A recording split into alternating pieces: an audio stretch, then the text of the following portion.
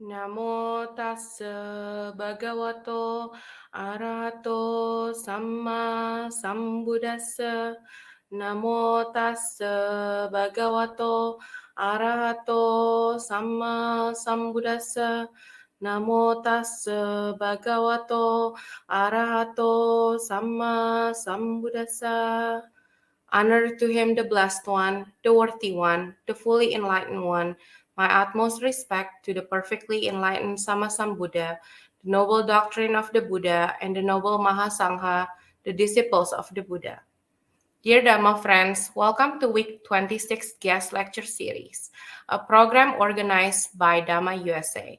We believe that this effort by Dhamma USA is going to help the community to apply Buddhist teachings in a more practical level. Please mark your calendar every Thursday at 6 p.m. Pacific Standard Time to attend this guest lecture series. Kindly check with Dhamma USA YouTube channel, Facebook page, and Facebook groups for more updates. Please kindly post your questions in the comment section of Dhamma USA YouTube channel or Facebook page so that our guest lecturer can answer them at the end of the talk. Today's topic, The Awakened Path Includes All, will be presented to us by Imee Contreras. Imee is the founder of Mindfulness Asia, co-founder and principal teacher of Philippine Insight Meditation Community. She's a visiting teacher in various meditation centers around the world, a founding advisory council member of the Global Compassion Coalition, and is credentialed by the International Mindfulness Teachers Association. She is also a board member at Braided Wisdom and an affiliate teacher at UCLA Mindful Awareness Research Center. For more info of our guest speaker, please visit dhammausa.org. Welcome, Imee. Hi, It's an Vivi. Thank you honor so to have much. you here with us today. I hope you're doing well. I'm doing really well, and I'm calling in from the Philippines. It's a beautiful morning here, and it's a great honor to be invited to share with Dhamma USA as well. And so nice to be in community with all of you from across the ocean. So whenever you're ready, you may start the presentation. Yeah. So I'd just like to give a little bit of a background as to why I chose this topic. So there is really quite a bit of a movement now with about making everything inclusive. You know how it's such a beautiful, diverse world that we live in, and in these modern times, we notice that there are things that are not necessarily very accessible to certain people, and then more accessible to others. Like, let's say, for example, here in the Philippines, the biggest divide that we have is that there are some really big discrepancies between the people who have and the people that don't have. Yeah. And then, and so what I really wanted to point out that even back then, 2,600 years ago, the Buddha was teaching in such a way that was already including everyone and everything. So it's still applicable, even in these modern times, it's even more applicable. So this is what I would like to share. So if you can, Vivi, just put the slides up. I would really love to get started with everyone. So it looks like it's not all visible to me, at least. On there we go. Okay, great. So again, everyone, welcome and thank you for joining this sharing about the awakened path includes all. And what I mean about the awakened path is this possibility to really wake up to the present moment, to wake up to our experience as human beings, as well as to wake up to our connection with the world around us.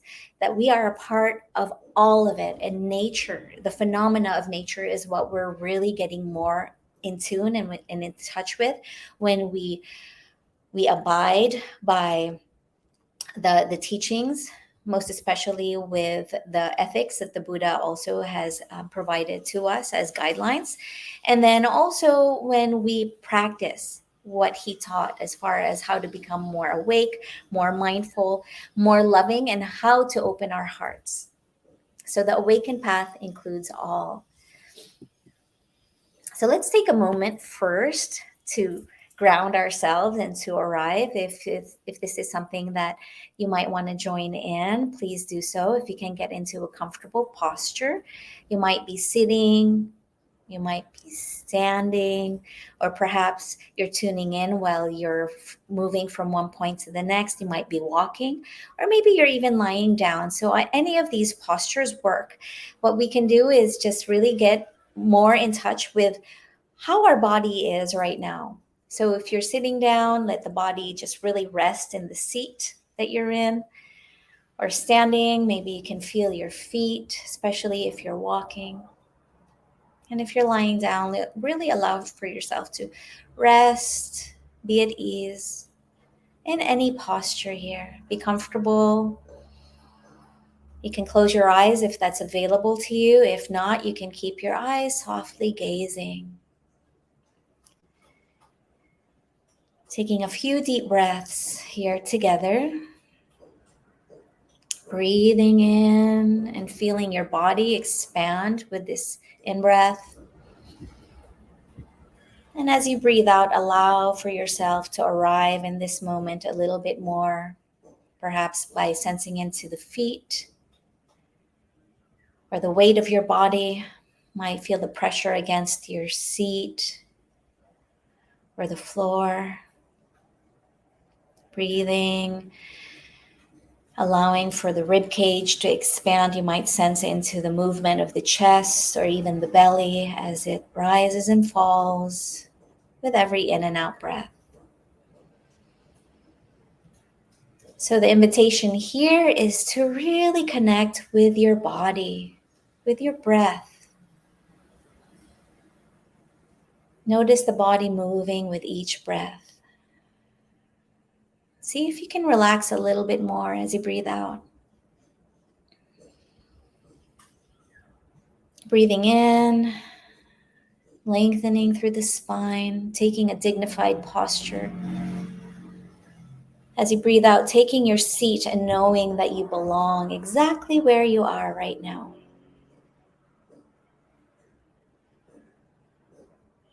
Breathing in and out and knowing that you're breathing. And seeing also the quality of your breath. Are you breathing in long breaths and breathing out long breaths? Or maybe you've come into a natural rhythm of your breathing and then noticing that also you might be breathing short breaths. And that's okay. Whatever is here needs to be here just exactly as it is. Observing, bringing in the kind witness. Breathe and relax, arriving in this moment.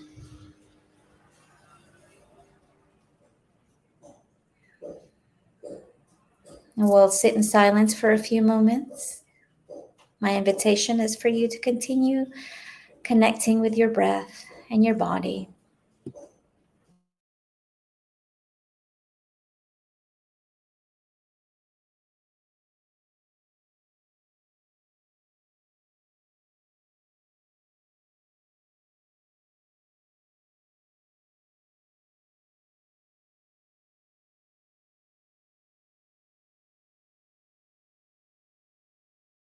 You might notice the mind getting distracted and wandering off in thought.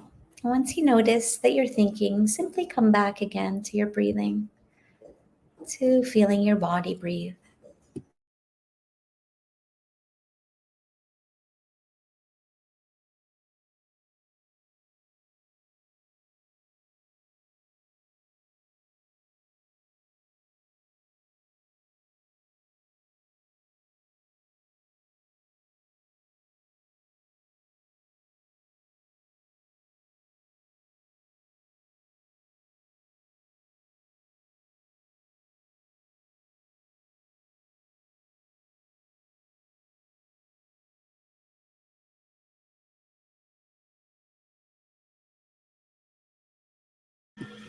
I invite you to take a deep, long, soft breath in, feeling your body fill up with this life force.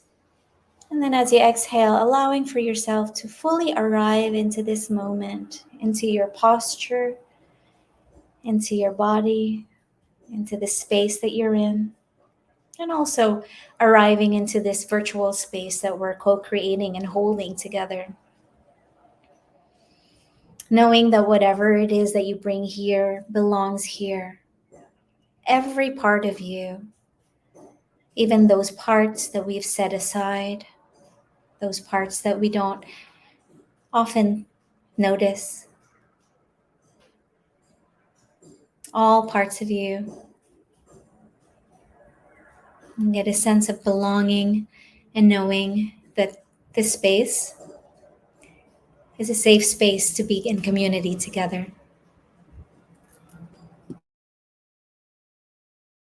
When you're ready, we're gonna make small movements. If you're able to with your body, you can start stretching yourself out and breathe. And then if your eyes are closed, you can slowly come back again into this space here. And we can start our slideshow. Thank you for your practice. So, first of all, I'd like to acknowledge and honor that the Buddha was the first teacher who meant his message to be available and to be accessible to all humankind.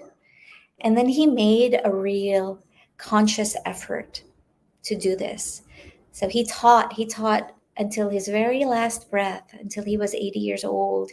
He awakened to the path, to his own way of being enlightened, I would say. And he's called the Buddha because he awakened through his own efforts.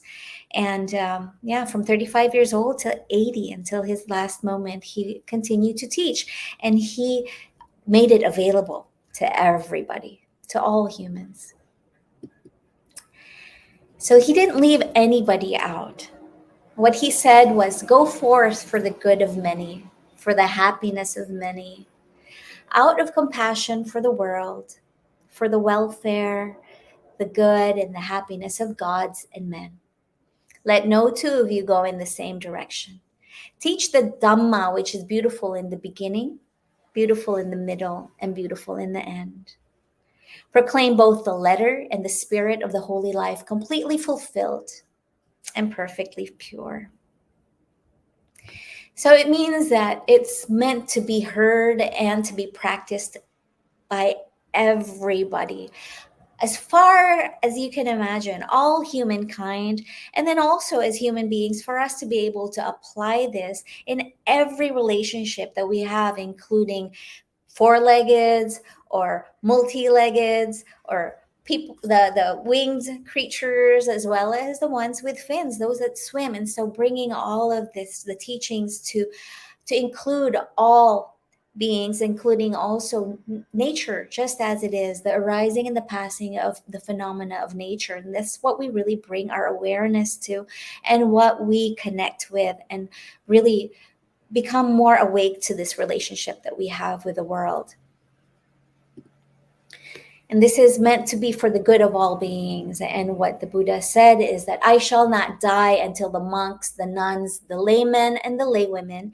And mind you, this was from 2,600 years ago. So, I mean, we can say that it's the multifold Sangha now, as we become more aware of the different complexities of the way that people show up in the world, right? So it can be the multifold Sangha. So again, I shall not die until the monks, the nuns, the laymen, and the laywomen have become deeply learned, wise, and well-trained, remembering the teachings, proficient in the lesser and the greater doctrines of virtues.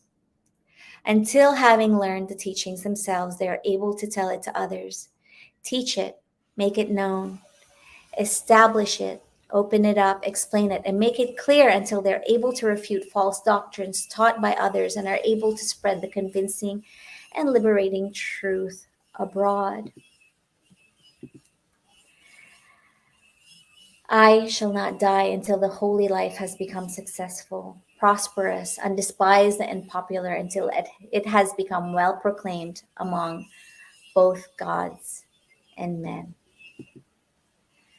So it was really his aspiration to bring it forward, to have it be known to all beings, because it has been such an amazing benefit for him to really discover the truth, to discover what it was like to be truly happy in the world, no matter what situation or circumstances we live in, because is the truth of suffering. Dukkha is very present. Stress, as you might very well know in this modern times, is very real for us. And so for him, it was really important for people to learn these teachings, because it is still very helpful. So this awakened path includes all. There's a common humanity in all of it. And what is common, as was taught by the Buddha, is that we humans are limited by greed, we're tormented by hatred, and misled by delusion or confusion. So hearing the Dhamma and practicing meditation leads to true and lasting happiness and freedom. And this is not something that you should take my word for, or anyone's word for. You might have read it in the book. But what the Buddha says is to see for yourself whether this is true and whether you're going to experience lasting happiness and freedom in your life. So see for yourself, receive these teachings, and then take them on as part of your practice and test it out. See whether it rings true for you as well. So the Buddha's teaching is there to help people navigate our lives skillfully and wisely. So what he has done is offered a clear map of the mind and the heart to guide us on this journey to freedom, to liberation. So part of that is the awareness of the present moment. So this practice, and that we all as human beings have the capacity to train our minds and to be awake to this present moment so that we can be more skillful, to live our lives with wise effort, and to really be concentrated, to also have this mindfulness, to be awake in a way that we're not causing harm to others as well. And this is really the path. And we have this capacity, all of us. We have the possibility to awaken because we have this consciousness. And as long as we exert the effort, we can awaken. And that it's not something that feels so far off. Don't think of it as something that is, so woo-woo, or something that is, okay, this is too spiritual for me. In fact, the Buddha never said that you had to be a particular religion to practice these teachings or to practice the meditation techniques that he offered. It's available to everyone. Buddhism definitely came about much, much later after his passing. So no matter what religion that you follow, this path allows for us to connect even more deeply with whatever faith that you have. So it's just about being present. It's really about connecting with your heart and with your mind and becoming more and more skillful as we proceed with life. And generally, of course, for us to be alive and for us to do this work, we have a body. We have the possibility to connect with our senses. And that, of course, there's a caveat. whatever senses are available to you at this time. And we want to acknowledge that there are people that are unable to walk, there's people that might not be able to move their bodies in certain ways, or people who have chronic pain, and that's very invisible to us. We don't really see that people live with pain every single day of their lives. And then there's people who are unable to hear very well, there's people that are unable to see, and then of course, and some of us who had COVID over the past few years, that some people lost their sense of taste and their sense of smell, and hopefully they were able to recover that. But see, the thing is that there are different ways that people show up in the world, and the different ways that we sense into the world as well. So we want to acknowledge that. But yes, most of us, if not all, have a body. And then if we have the capacity to connect with any of our senses in the way that we perceive the world, then this practice is very, very possible and very accessible to all of us. And that's what brings in this common humanity. That shows that this practice and these teachings are available and very accessible to all of us.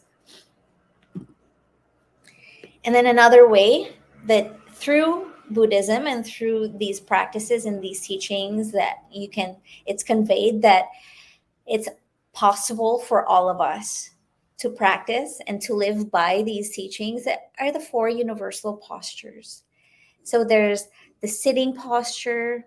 You can be sitting on the chair, in a wheelchair. You can be sitting on a floor. There's standing posture, if you're able to stand, of course, but there's that possibility as well to be aware as you're standing and to do meditation practice. There's walking, if you're able. And then if you're not able to walk, there's also other alternatives and variations of movement practice that you can do. You can use your hands as if you're pretending that your hands are walking as well. You can do that kind of movement.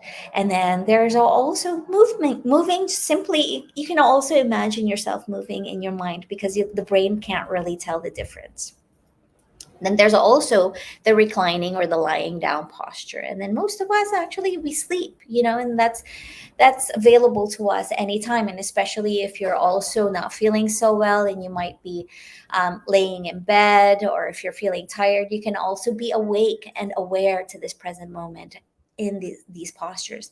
And at any given moment, you are in these postures. You could be walking or standing, and then you might sit down when you're feeling tired, or maybe you're working. And then when you're, time for a rest and to give yourself a little bit of calm, you can lie down. And so we're always in any of these postures throughout the day. And so that means that present moment awareness is available to you at any time. You could be standing in line waiting for something or for someone, and then you can practice. That's possible to you too. And we're always breathing. And so an anchor that you can always connect with is your breath. And if the breath is not possible, then through the senses, if you're able to hear, you can sense into the sounds. If you are able to sense more into the sense of touch, you can feel the sensations in your body. Or you could also just look around. If your eyes are open, you can take a look around it and really take stock of what's here. What's your experience? What's happening around you?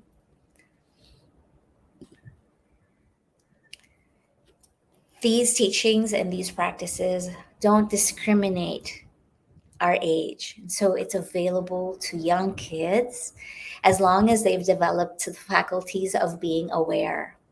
So these practices can be available to, so for example, I'm a mom, and I've been practicing for quite some time, actually, and especially with my second child, that was going on silent meditation retreat with him.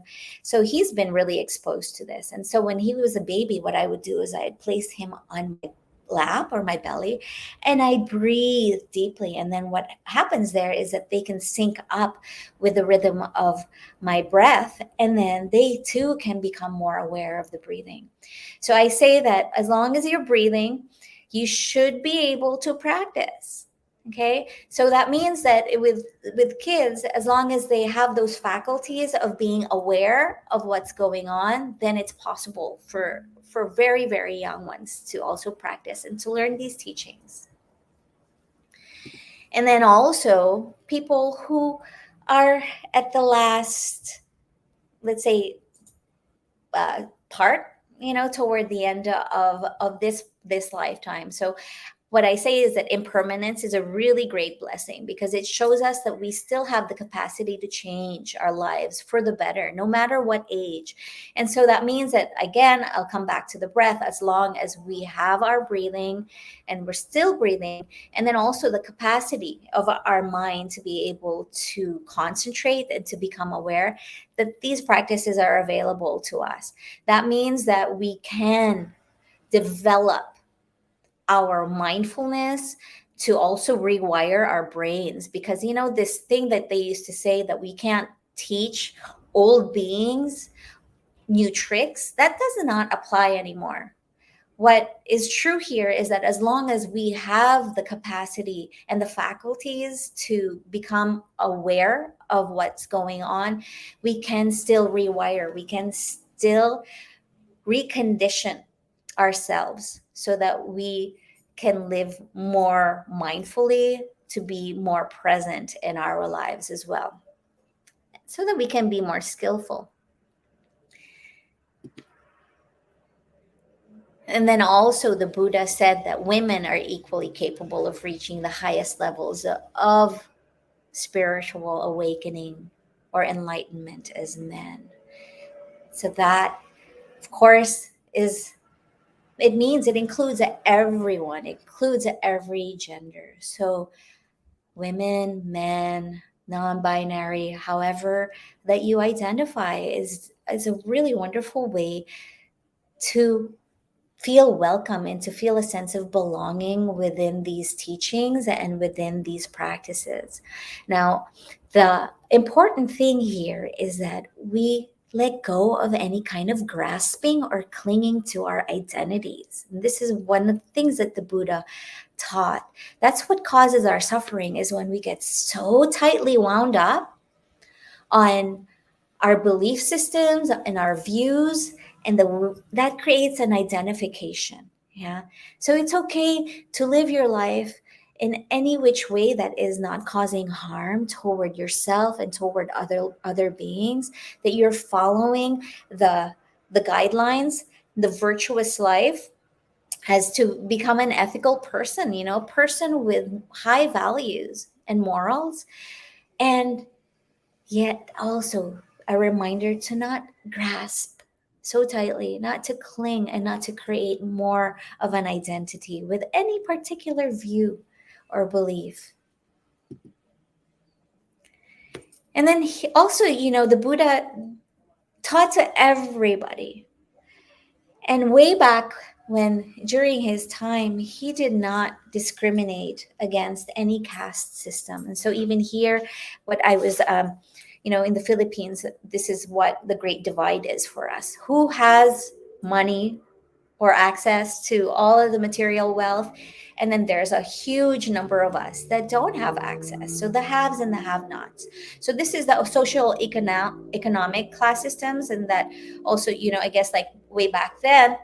And then also it's, still maybe an experience that's real for people in places like India.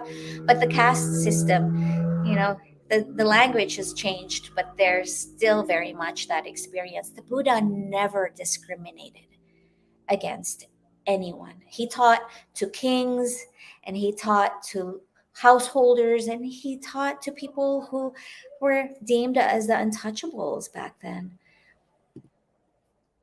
So the Buddha and Sunita is a really, really beautiful story of the time of the Buddha, when he showed everyone. He was so progressive. He was such a person that went against the stream, and people were shocked. And let me share with you this story. So the Buddha and an untouchable man, Sunita. One day, As the Buddha and bhikkhus were begging in a village near the banks of the Ganga, the Buddha spotted a man carrying night soil. The man was an untouchable named Sunita. Sunita had heard about the Buddha and bhikkhus, but this was the first time he had ever seen them.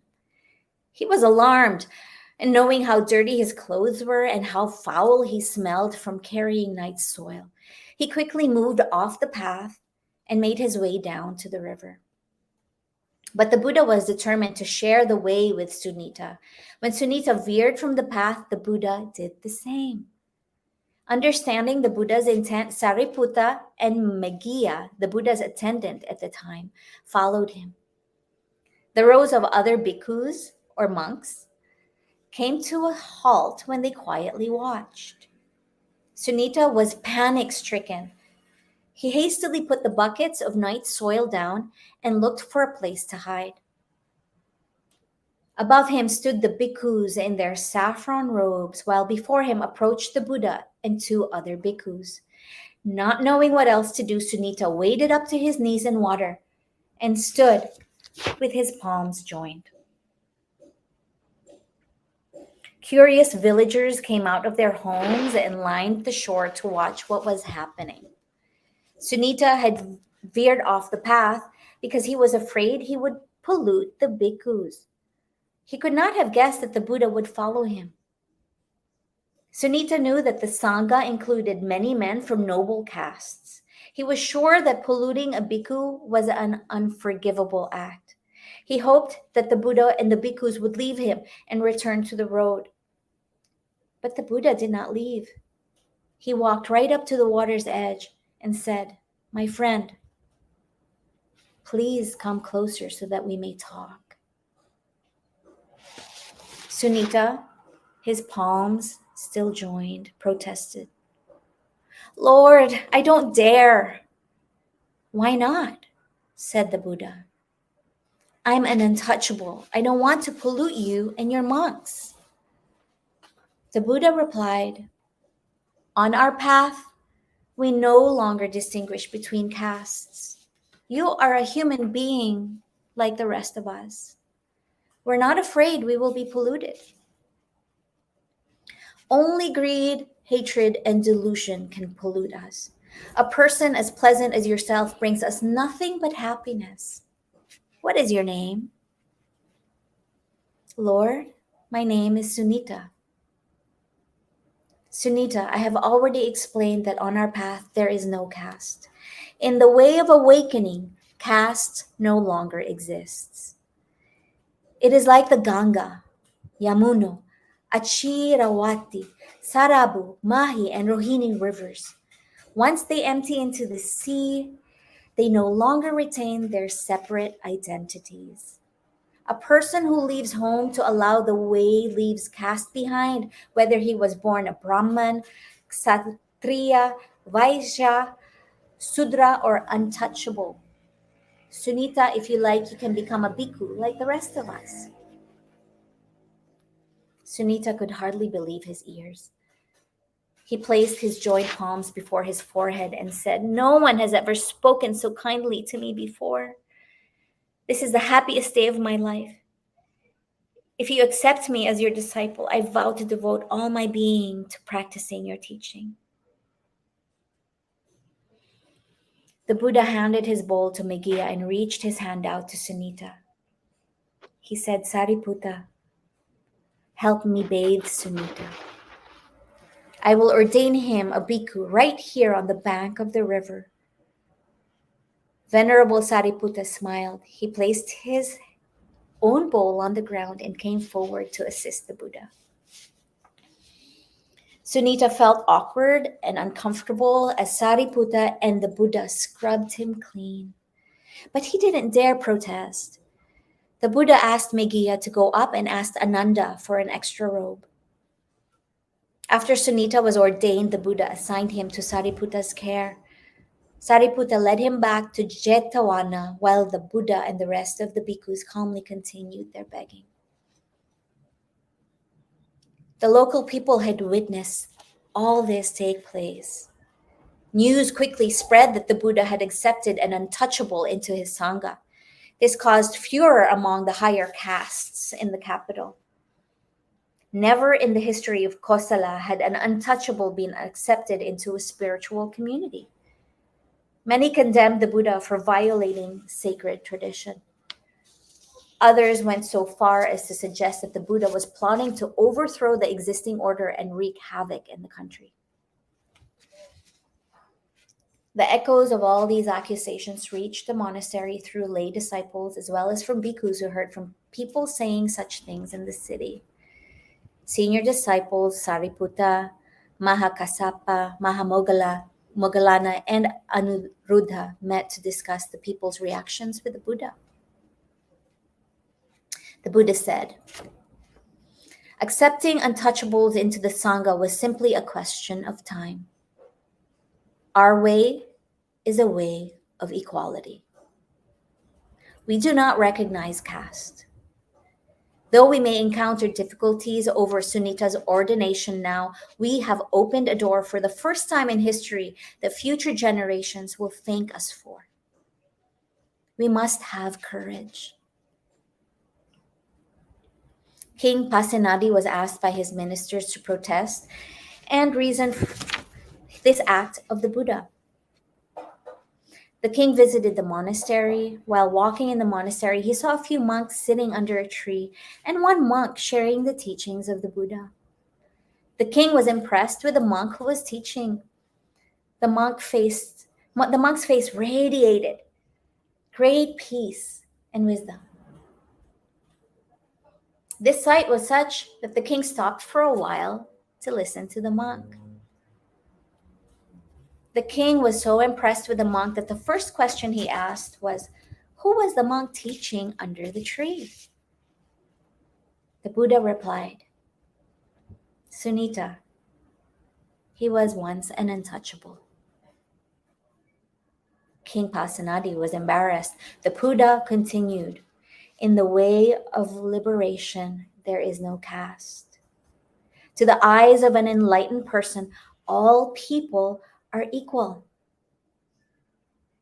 Every person's blood is red. Every person's tears are salty. We are all human beings. We must find a way for all people to be able to realize their full dignity and potential. That is why I welcomed Sunita into the Sangha of bhikkhus.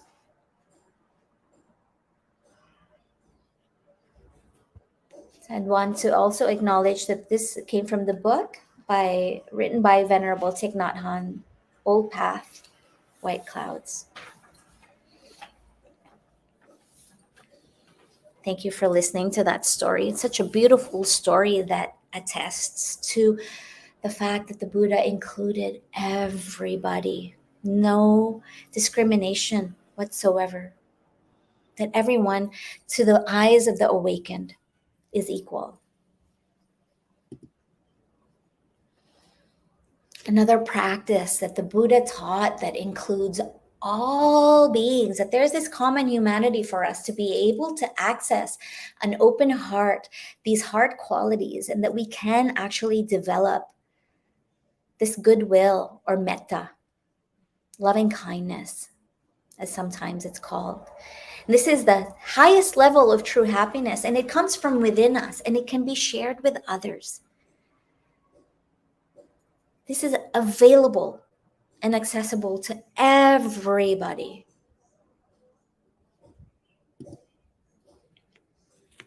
Another story that I would love to share with you, and I always say that this is one of my most revered and most beloved stories in the Buddha's time. This is a story about Angulimala. And then the teachings of the Angulimala Sutta. The Angulimala Sutta is a riveting tale from the Buddhist scriptures of a bloodthirsty murderer who lived during the time of the Buddha when he walked the earth. Terrorizing the realm of King Pasenadi, Angulimala was known for the garland of fingers that he severed from his victims and wore around his neck. Brutal, bloody-handed, devoted to killing and slaying, showing no mercy to all beings. He turned villages into non-villages, towns into non-towns, settled countryside to unsettled countryside. As the story goes, the Buddha was staying in the region where Angulimala was on the loose. The Buddha went into the town for alms, and when he had finished his meal, he took his bowl and walked along the road to where Angulimala was staying. Local farmers, shepherds, cowherds warned the Buddha that groups of even 10, 20, 30, and 40 men had been ambushed and killed by Angulimala. They urged the Buddha to turn back, but he didn't. Resolutely, calmly, the Buddha walked into the direction of the killer's lair. It was said that the reason why the Buddha went toward the direction of Angulimala was because Angulimala needed only one more finger to complete the 1,000 on his mala. And he was contemplating killing his own mother. And this is one of the greatest and most unskillful things that we could do is to harm our parents. So the Buddha knew this.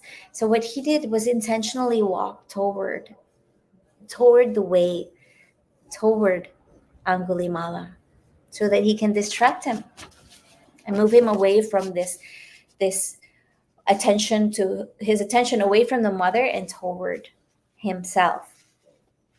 So what happened as he was walking was that Angulimala saw one lone monk pass by. And so he decided, okay, I'll kill the monk instead of my mother. And he ran toward him, determined to kill him. Yet as he ran toward the Buddha willed a feat of psychic power such that Angulimala, through running with all his might, could not catch up with him while he was walking at a normal pace. So amazed by this display of power, Angulimala called out, and he was really, really tired at this point. Stop! Stop! And the Buddha turned around and he said, I have stopped, Angulimala. You stop. So Angulimala asked him, very confused, while walking, contemplative, you say, I have stopped. But when I have stopped, you say, I haven't. I ask you the meaning of this. How have you stopped? How haven't I? Then the Buddha replied, I've stopped, Angulimala, once and for all, having cast off violence toward all beings. You, though, are unrestrained toward beings. That's how I've stopped, and you haven't. Moved by the Buddha's words, Angulimala determined to abandon violence. He hurled his weapons off a cliff and requested ordination from the Buddha on the spot. The Buddha granted it, and Angulimala joined the community of those who have gone forth with saffron robes and shaven heads. So you see, the Buddha didn't cast him off and tell him that he was not allowed because he was this bloody murderer at that time. The Buddha still accepted him into the order of monks. Through his words, Angulimala realized that there was still possibility to change, and through these teachings, with his own determination, he became a monk, and then he followed these teachings and he followed the precepts. And within that lifetime, he was enlightened. So much so that he became a saint to mothers who were expecting, pregnant women who prayed to him for protection. And this story always reminds me that it's never too late to turn over a new leaf. As long as we're able to come back here into this present moment, regardless of the hurts of the past, we can come back to now and create the conditions for a more skillful life, to be kinder to ourselves and to be kinder and compassionate toward all beings, to not cause harm in any way whatsoever, to be more skillful, to have the capacity to know how to move forward in life so that we're creating a future that gives us this certainty. And of course, nothing is certain because of impermanence, but this certainty that inside of us we can always tap into true happiness that's lasting. The calm, the peace is always there within us. And we just need to stop. Just like the Buddha told Angulimala, stop. For us, let's take a pause. Take a pause. Take a breath. Observe, and then proceed as to how we can live our lives in congruence, guided by these teachings, so that we are protected too. We're protected by our own virtues, that we're not causing harm to others. Then we can walk with dignity, knowing that we have created these conditions, hopefully that our karma comes back in a way that is also good, because we have been so skillful in our lives. It's never too late. As long as you're breathing, like I said, no matter the age, no matter what religion you follow, no matter what your socioeconomic standing is, your social class, no matter how you present in your body, any shape, any form,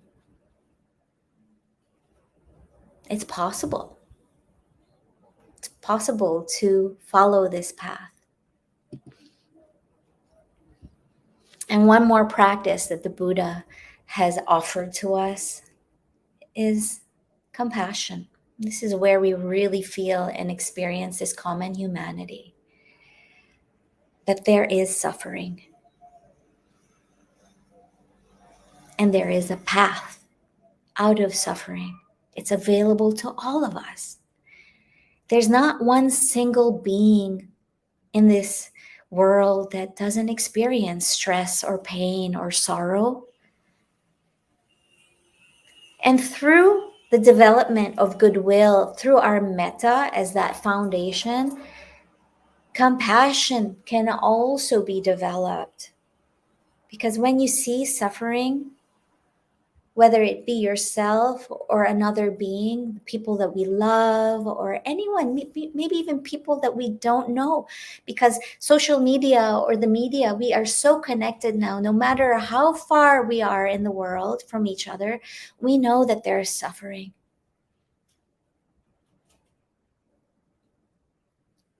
We don't have to know the people. We don't have to know who and what beings are suffering. When we see that this is happening, we want this suffering to stop. There's action, wise action. And it doesn't need to be that you have to fly all the way to whatever country is happening. Maybe there's war happening. You don't necessarily have to go there. It can come from this wish that this, I can sense and I can see that you're suffering. May this suffering end. May this pain cease. May you find true happiness. and may you be protected.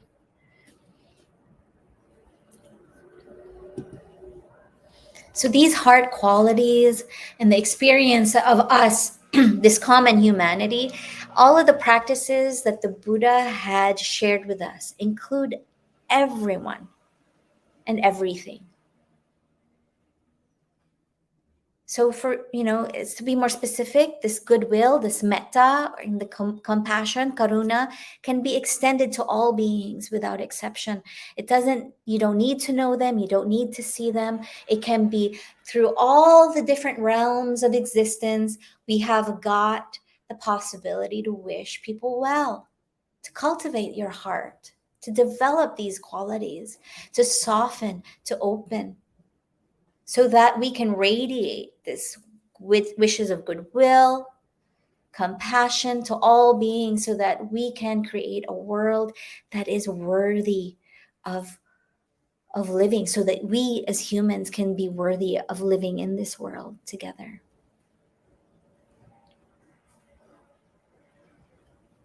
Let's take a breath together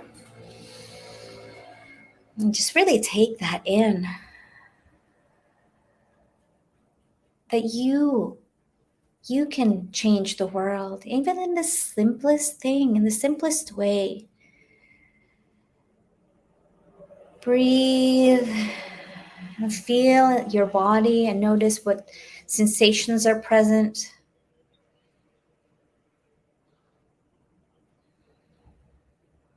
Notice too if there are any thoughts in your mind.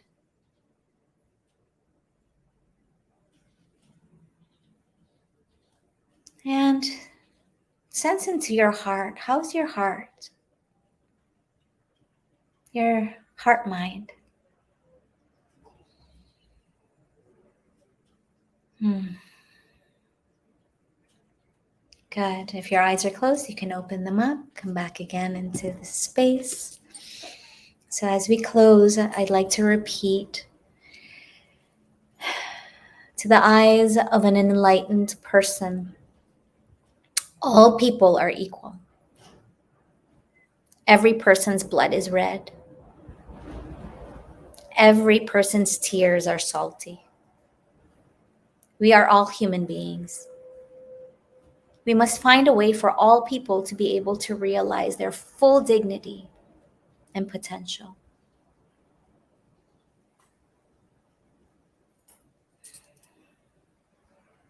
Thank you, everyone, for listening, for your presence. This is the end of my sharing, and I would like to share with you the way that you can contact me through Mindfulness Asia. You can email me, and you can also find out more through our website here. And thank you, everyone. Hi, Vivi. We can remove already the slides. Thank you. Thank you for sharing some beautiful Buddha's life stories and teaching. I'm sure all of our Dhamma friends around the world were benefited today. We have a couple questions for you. Hi, Imee. Thank you for sharing. In your opinion, how is Buddhism and yoga related? Do you consider yoga as one of a spiritual practice? Hi, Alia. Thank you for this question. This is a really, really good question. And yes, I consider yoga as a spiritual practice. Remember that the Buddha he taught in India. And India had been practicing yoga for thousands and thousands of years already. So I can imagine that his life was also infused by these teachings of yoga. So yoga is very, very expansive. And for most people in these modern times, what we know of yoga are the postures, the stretching, putting your body in different positions to make it more flexible. This is a very small percentage of what yoga is. And this is called asana, or posture. So asana is a Sanskrit for that. I would say So asana comes from the hatha yoga or hatha yoga. And I would say that asana is only about 3% of the whole totality of what yoga truly is.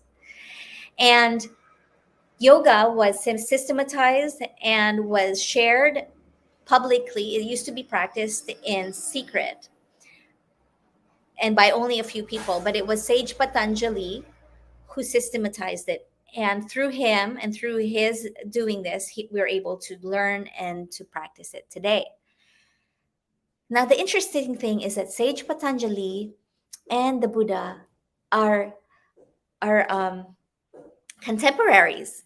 They were around in the same time, in the same time frame. So, and then there are also similarities. The Buddha taught the Noble Eightfold Path, and then Sage Patanjali taught Ashtanga Yoga, which is the 8 limbs of yoga. And he also taught that there are virtues that we need to follow, the purification of one's body, and the purification of our mind, so that we can attain a certain oneness or unity, and that is concentration. The Buddha taught the same thing. And that's part of the Noble Eightfold Path, is wise concentration. So through the yoga practice, so if we're only speaking about asana practice or the postures, this is a really good way to become more aware of the body. Because with the Satipatthana Sutta, or the 4 foundations of mindfulness, the first foundation is mindfulness of the body. Through the practice of yoga, asana, you can become more connected with your body in a way that it helps to condition it so you can sit for longer periods. You can meditate for longer periods. That is the reason why yoga asana is taught, so that we can sit and not feel all of the pains and the aches of the body. Because you might notice when you're sitting in meditation and you're trying to stay still, it's inevitable. Within maybe a few minutes, your feet are tingling or it feels numb, your legs and everything, right? And so the yoga asana is really meant to condition our body so that we can sit for longer periods and be more concentrated on what we're supposed to do, rather than trying to shift around in our bodies to find comfort. Yeah. So there's definitely some ways that that Buddhism and that the yoga practice can come together and support one another, in my opinion. And yeah, there's, if you're to go and study historically, that there are definitely ways that they are aligned with each other. So it's beautiful. And thank you for that question. I don't often hear that, and I like being able to share that because I'm also a yoga therapist. Back in the day, I'm more focused on teaching mindfulness and the Dharma. So it's nice to revisit the knowledge that I have around yoga asana as well. So thanks, Alia. I think everyone, even they're not a Buddhist, they're welcome to practice yoga. You don't have to be a Buddhist to practice yoga. Yes, yes. So spirituality is more about being connected with your inner world, more so than following a certain view or a belief system, right? So it's not necessarily a religion. These teachings are guidelines to live a more happy and ethical life, regardless of our religion or beliefs or views.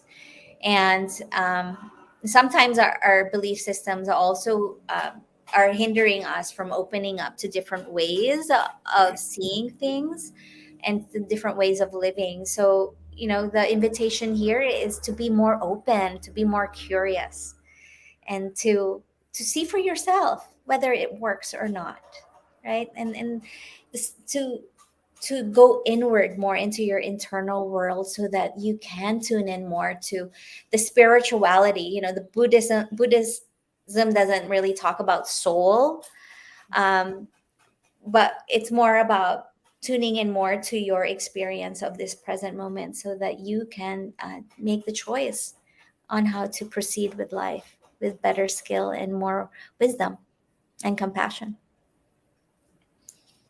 Sure.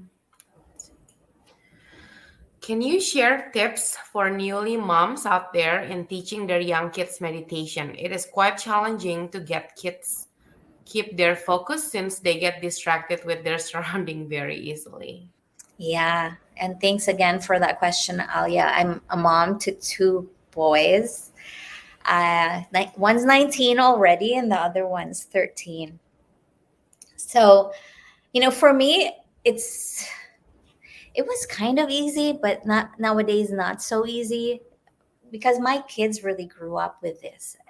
I was already practicing yoga and then also studying these texts and applying them to my life when they were still very small. So they saw it, they grew up with it. And even when I wasn't asking them to meditate, which I did, by the way, I was kind of one of those moms that are like, before you sleep, come, we're going to sit together.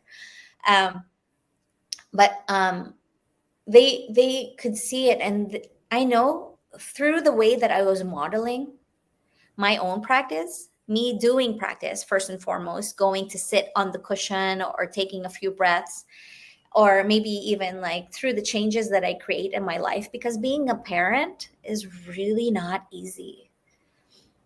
And I'm not saying any of this to discourage you, Vivi. I know that I have yet to have children, and the thing is it is one of the most fulfilling roles that I have taken on in my life, yet it's probably the most challenging. Because isn't it true that the people that we love the most are the ones who trigger us the most?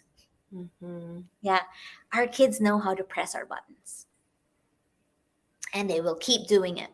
So it's hard not to lose your cool.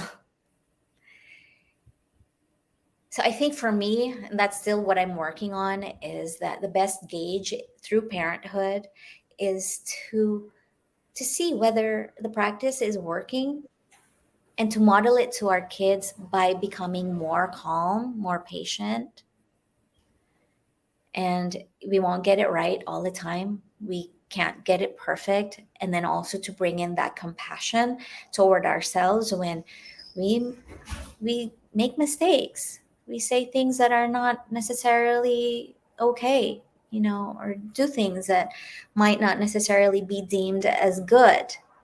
Um, so bringing in that compassion and then reminding yourself, oh, okay, that was not necessarily so great.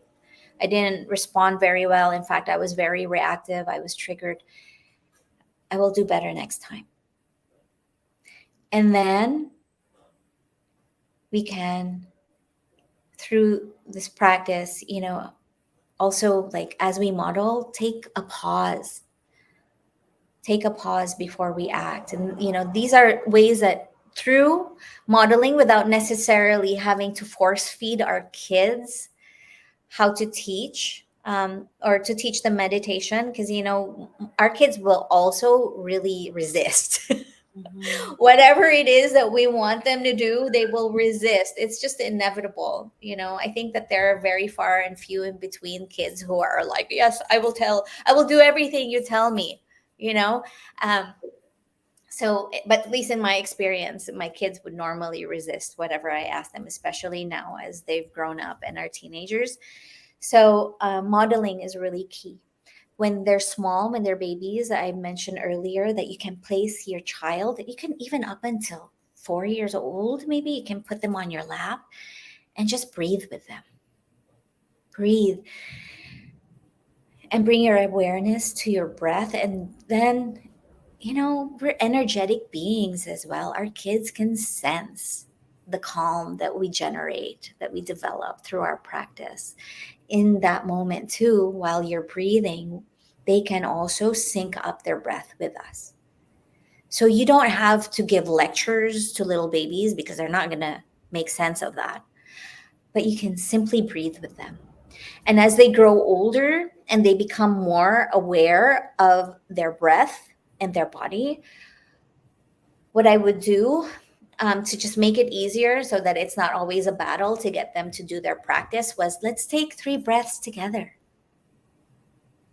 And that was something that I was diligent in doing because I knew that this deep breathing was going to help them through the obstacles that they're going to encounter in their lives, even in their younger years.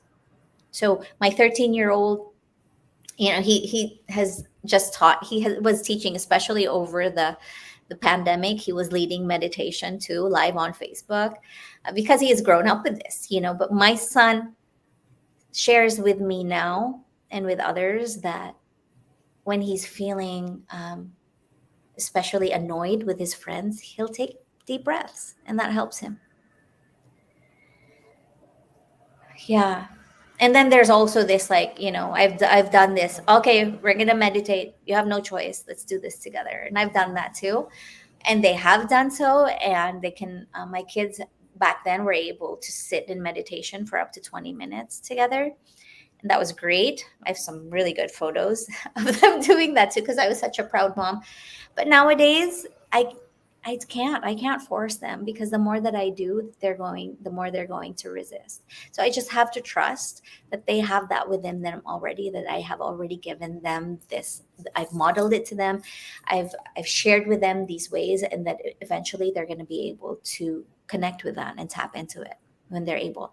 And the times these days, it's so hard because there's all of these gadgets that take up all of their attention. It's so hard. And I can feel you, Alia. There's so much distraction.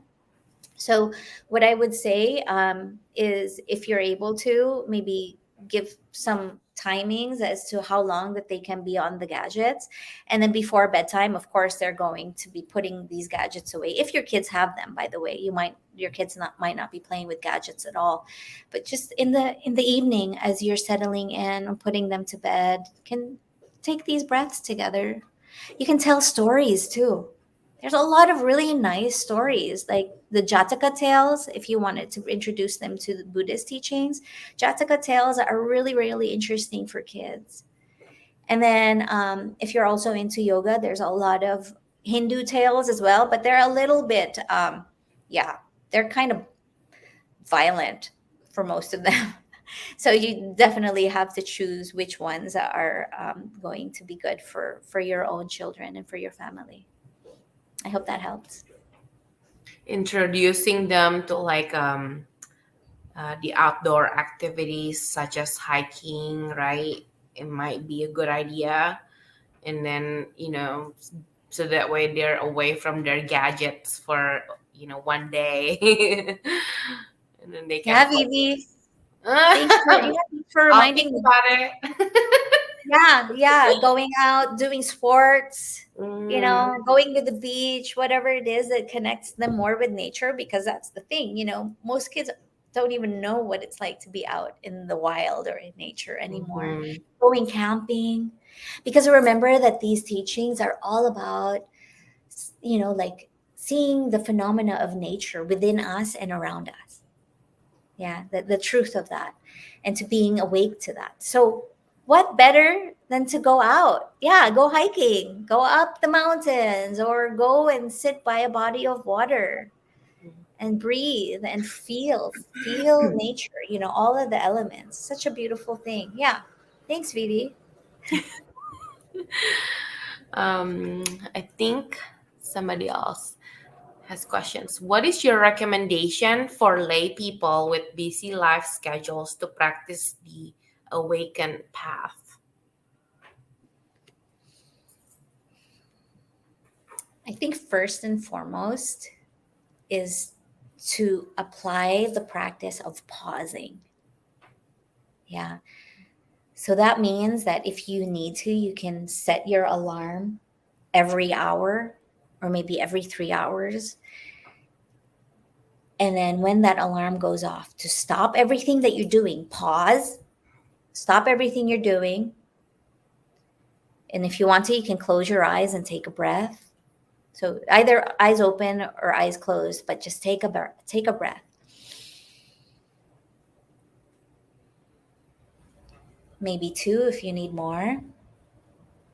And then observe what's going on. Firstly, what's going on inside, how your body is feeling, what are you thinking, how are you feeling in your heart. And then you might open your eyes and just take a look around and see, okay, well, where am I? What's going on? And maybe also notice, okay, is there something that's beautiful that you can take in too? And I always try to to remind people that it's okay to want to feel good and to do the things and to take in what's going well in your life, what's beautiful. So for me, plants, like in my room here, I'm surrounded by plants. So when I see plants, that automatically gives me a good feeling. So observe what's going well. Very often our mind will look at what's not going well, like that thing that's out of place in that room, like, oh, I got to fix that. Okay, no, forget about that. What's going well? Observe that. And then after stopping, taking a pause, take a breath, observe, then we can proceed. So it can only take 1 minute, just this 1 minute pause.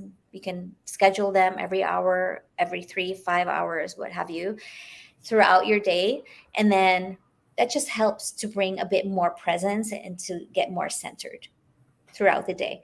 Now, if you're like able to carve out some time in the morning, I usually do it first thing in the morning after I get out of bed and get myself cleaned up. I usually do my movement practice and then I sit in meditation first thing in the morning before my mind gets too cluttered and before it gets too caught up in all of the things that I need to do in the day. Because when we sit in meditation, sometimes it's when we've already gotten things started. Well, actually, it's hard to finally actually get yourself to sit down. So if you already start doing the things that you need to do throughout the day, you might never get to your meditation practice. You might always just keep pushing it aside and never get to it. So first thing in the morning is what works for me, but find a time that works for you. It might be during lunch, or it might be as you're settling down in the evening, maybe when you're not too tired, because you want to be awake when you do these practices. You don't want to fall asleep. So find the time that works for you and then carve out just a few minutes of the day, maybe 5 minutes. And then as you get more used to it and the more that you notice that the benefit, it's inevitable that you're going to want more of it. So increase the increments, the time increments of sitting from 5 minutes, maybe you'll do 10 minutes and then 15 minutes. And if you're too busy, what I do is I would personally set my alarm clock and back for 10 minutes. If I want to meditate for 10 minutes, I'll set my alarm clock a little earlier and then make sure to get up out of bed and use that extra minutes to bring my meditation practice in. And then most importantly, these meditation practices, formal meditation practices, are really, really important because it helps us to develop these qualities of the mind and the heart. You can't possibly do that as you continue to move along your day in automatic pilot. That's what happens. We're such conditioned beings that even when we're mindful, we're really not. So we have to do the formal practice. I'm really, really a big stickler for that. The thing, though, is beyond the meditation practice that is formally done, we need to be able to apply it to our lives. It has to be a mindful daily living. That means that for every moment that you remember to be awake and to be mindful, it's like, okay, now let me be present in what I'm doing right now. Should I, feel my teeth as I brush my teeth right now? Should I feel the movement of my hand? Do I taste the toothpaste as I'm doing that? Rather than being caught up in your thoughts. Usually that's what we're doing when we're brushing our teeth. We're like in such a hurry. You can stop and go, okay, hold on a minute. Let me just be awake to this moment. Let me just be present here. What does that feel like? Because, sometimes we might be brushing our teeth so hard that we're hurting ourselves already and destroying our teeth. That's possible too.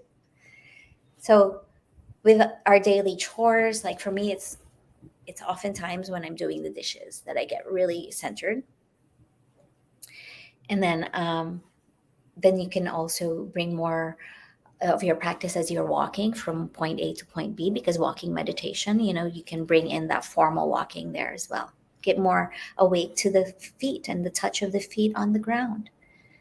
So there's always an opportunity. So the way that I showed you in the slides, there are 4 postures. That means that every moment of your life you can practice. So the invitation here is to remember. That's what mindfulness is, to remember. Come back again to this present moment and bring your awareness here, right now. What are you doing? what's going on in your body. Check in. What's going on in your internal world? Take a few deep breaths.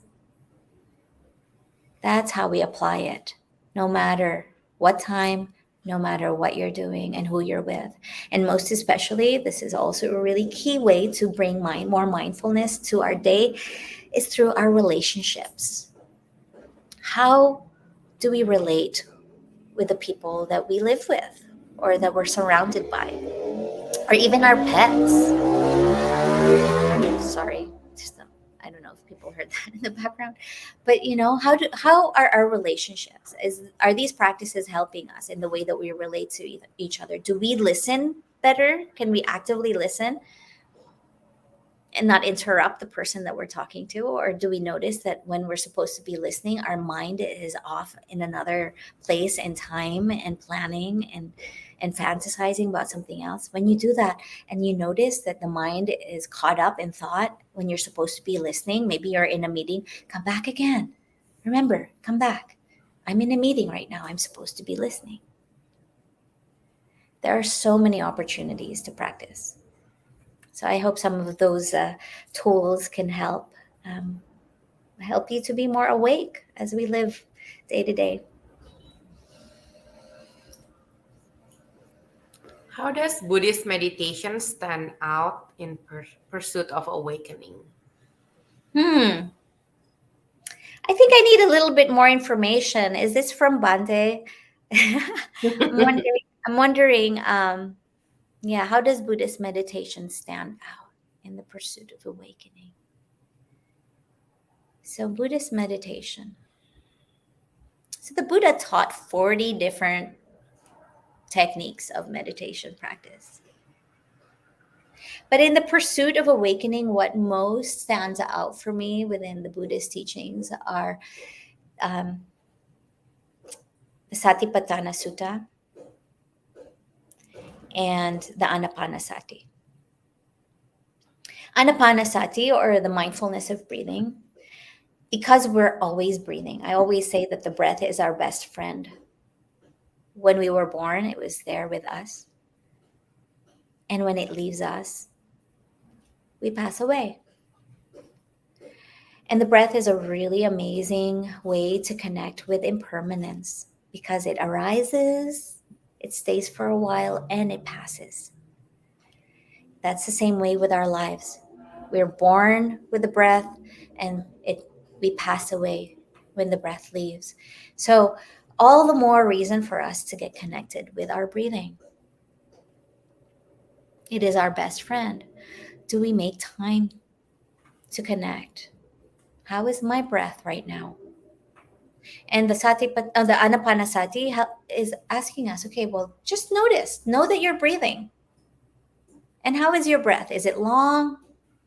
Is it short? Maybe it's a combination of both. It's really just a matter of getting really in tune with the process of breathing. There's no story that comes with it. Breathing usually is very neutral unless you're not feeling well or you have some illness that makes it difficult for you to breathe. So the breath is always a good anchor because it's there. It's light, it's easy, and it's always in the present moment. So that's one of the teachings. It's a concentration practice as well. It helps to calm us. It helps to release stress with the breath when we connect with it. Now with the Satipatthana Sutta, or the 4 foundations of mindfulness, or the 4 references of mindfulness, that is the foundation of the body. We all have a body. So we can be awake to that. We can be awake as to how our bodies are feeling, how we're taking care of our bodies or not, and how our bodies make it possible for us to act and live in the world. Are we acting skillfully?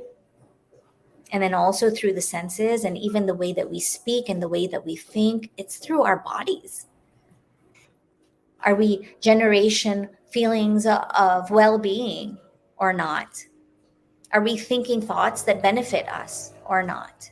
And that is through being awake to the body. And then the feelings, right? So are we generating these feelings? And so we can direct our attention to something that is more beneficial, that creates a heart opening. And then also for when our hearts are open, it also allows for that experience of the world to be held with love, kindness, compassion, joy, and harmony. So then we're bringing in the Brahma Viharas there, right? The teachings of the heavenly um, abodes, or these being able to cultivate positive emotions through these Buddhist teachings. So the feeling tones, it's knowing whether things are pleasant or unpleasant with our bodies, our mind, our heart, and this whole being. And then we've got the mind also. What are the mind states that are there? Are we averse or resistant? Are we restless in our mind? Do we have doubt? Are we clinging? Or are we desiring so much of the sensual pleasures? Or are we really sleepy, not so inspired? I mean, those are the qualities of the mind that we can also um, investigate. And then the Dhamma, right? How does the Dhamma play into our lives and the way that we awaken? So, yes, there are so many amazing teachings through this path to awaken. It's this the path. Remember that the Buddha taught that there is suffering, but there is a way. There is the path to awakening through the Noble Eightfold Path, and so many other amazing teachings of the Dhamma. So I hope that I was able to explain that and to answer your question, Bante, in the best way that I can, in the way I understand your question. But if there are any other clarifying questions, you're welcome, all of you, to reach out to me, and I'd be happy to engage in community with you. Thank you, Imee,